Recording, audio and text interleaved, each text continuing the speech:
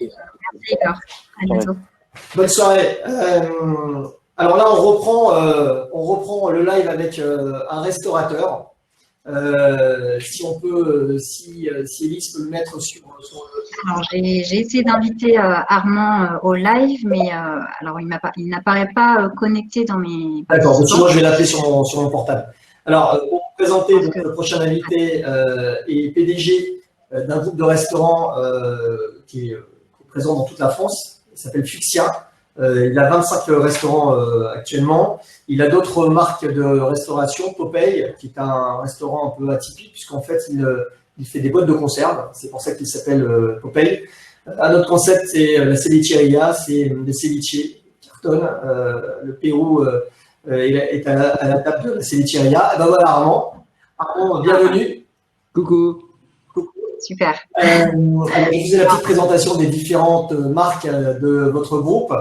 Il y a également Tablier, qui est un restaurant, enfin, ce sont des restaurants avec des produits extra locaux, et Carmen, qui est spécialisée dans la cuisine israélienne. Vous faites aujourd'hui un chiffre d'affaires de 30 millions d'euros, vous avez 300 collaborateurs, et ça fait quelques années que vous êtes restaurateur, parce que vous étiez fourreur avant. Vous avez changé, braqué à 180 degrés, et vous êtes restaurateur depuis quelle année? La restauration 1993 et mon installation en 2000. Voilà, ça fait 20 ans qu'on a créé Fuxia et qu'on le développe. Parfait. Jour Alors, après jour. Pardon? Jour après jour. Jour après jour, avec Depuis beaucoup 20 ans, alors, on parlait de la situation et effectivement, il y a 2-3 points que vous avez évoqués.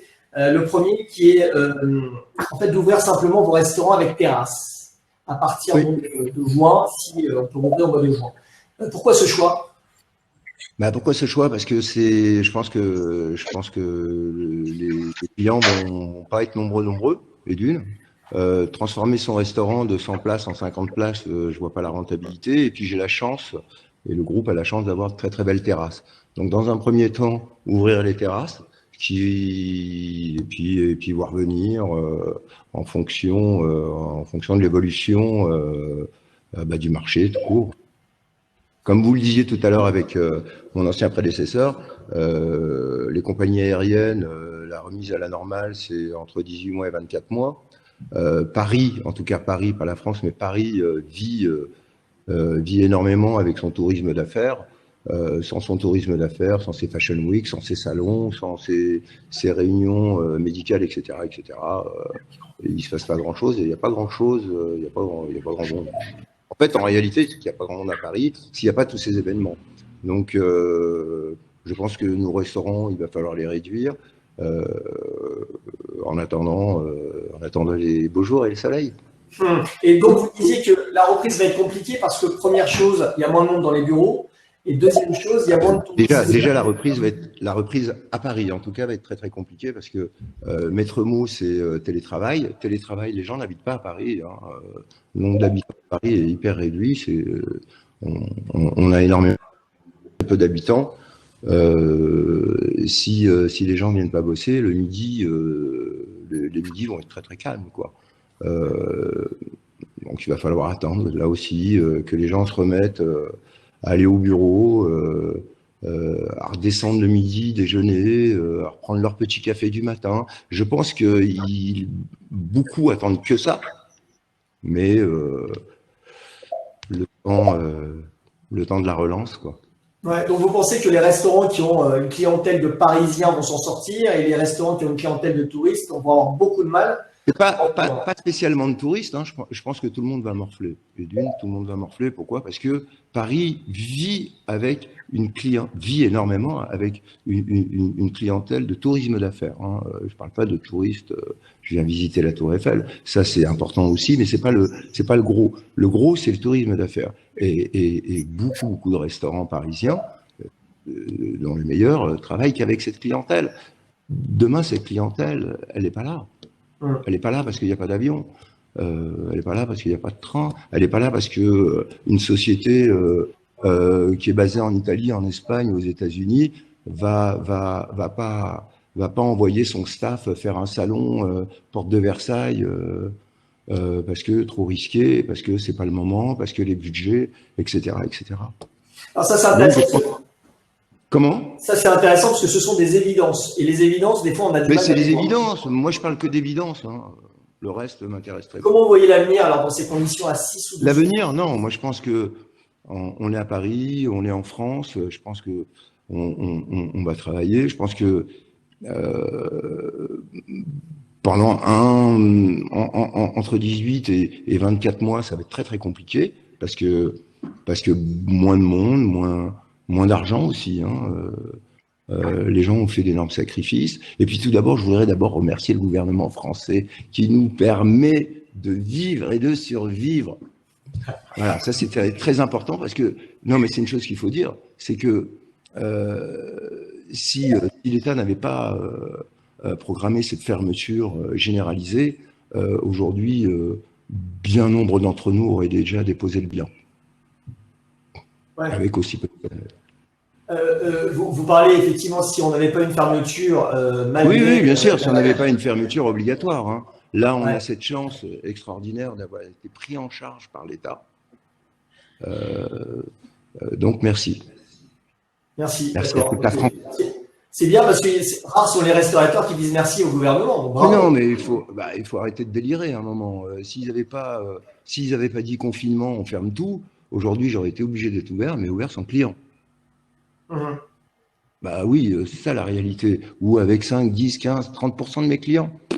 Donc, qu'est-ce que j'aurais fait? Ouais. Et ça, c'est ce qui va se passer à la réouverture. Et ça, c'est ce qui va se passer à la réouverture. C'est pour ça que je pense que l'État, avec ce prêt possible d'un quart de notre chiffre d'affaires, voilà, ça va servir à ça, à faire patienter, à patienter un peu. Et là où ça va être très très important, c'est au niveau de nos réouvertures. Parce que si on fait une réouverture, de toute façon, ces réouvertures vont être en moyenne entre 15 et 50% pour les meilleurs restaurants à 50%. Donc, on a une masse salariale à 100%. Donc, en attendant d'arriver entre 15, 20, 30, 40, 50, 100%, qui va prendre en charge cette masse salariale? Qui? Alors, Est-ce qu'on va pouvoir les laisser? Est-ce qu'on va pouvoir les laisser en chômage technique, en chômage partiel? Est-ce qu'on va pas pouvoir les laisser? Les grandes questions, elles sont là, elles sont pas autre part. Parce que dans un groupe comme le mien, les charges les plus importantes, bah, c'est mes collaborateurs, c'est les gens avec qui on est, les gens avec qui on vit, les gens à qui on fait confiance. Donc c'est tout ça qui est vacillant aujourd'hui. Mais je ne pense pas qu'on peut vivre sous perfusion pendant très longtemps. Ah ben non, c'est justement, moi je souhaite la réouverture, mais quels vont être ces effets de la réouverture? Je pense que ça va être compliqué, je pense que ça va être long, même s'il va y avoir des feux de paille à la réouverture où tout le monde a envie d'aller au resto, tout le monde a envie d'aller dans un bar. Mais tu vois ce qui s'est passé là hier en Corée du Sud, pour moi, c'est une catastrophe. La Corée du Sud, c'est l'exemple aujourd'hui national, l'exemple international de la bonne façon de faire, etc. par rapport à ce Covid. Et la Corée, il y a 10 jours, ils ont dit, allez, on rouvre les boîtes de nuit, on rouvre les restaurants, on rouvre les bars. Hier soir, ils les ont tous fermés. Pourquoi? Parce que épidémie, des clusters qui commencent à arriver un peu de partout, et avec justement ces bars, ces restos. Allô? Ouais, donc ça fait. Ah, c'est bon. Donc ça fait peur parce que, comme c'est l'exemple, donc quelles vont être les décisions que vont prendre nos gouvernements? Qu'est-ce qu'ils vont être? Ils vont nous dire bon, attends, la Corée, ils ont ouvert, ils ont fermé 15 jours après, qu'est-ce qu'on fait? On n'ouvre pas, on attend septembre, on attend juillet, on attend. Qu'est-ce qu'on attend? Voilà. Si on attend, malheureusement. La nouvelle de la Corée, en fait, c'est l'une des nouvelles les plus catastrophiques pour moi. Ouais. Mais on est bien obligé de rouvrir, de toute façon, tout est engrangé pour ouvrir. Je ne sais pas si la connexion marche bien là. Moi, j'ai pas de souci pour ouvrir, pas de souci. C'est juste, est-ce qu'ils vont nous donner l'autorisation de réouvrir? C'est juste ça. Alors, peut-être pas à Paris, mais en tout cas en Provence, sur les zones vertes. Ah, mais en province, écoute, toutes les côtes sont libérées, donc je pense qu'ils vont ouvrir toutes les côtes. Oui, d'ailleurs, on a un restaurant à Bordeaux, on a des restaurants à Marseille, à Lyon, et je pense que oui, ça va s'ouvrir. À mon avis, fin mai, début juin, au 15 juin ou plus tard, les côtes réouvriront.